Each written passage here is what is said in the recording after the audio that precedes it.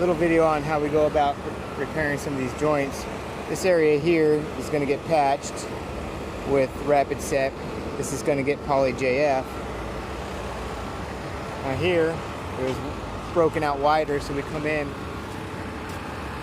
cut it out, put Tapcons in, prime it, and then fill it.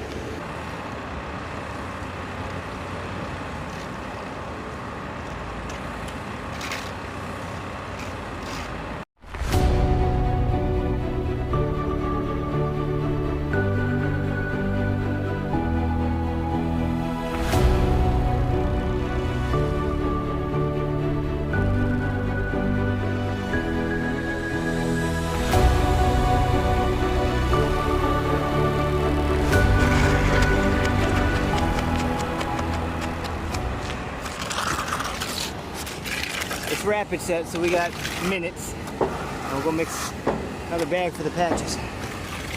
Out here in the hot sun, we can literally come and clean up the edges, you know, pretty much right on it. Now, I can go ahead and run my sponge right down it. And that is it. About out here, 30 minutes, I'm cutting that thing. Cut a line right down the middle.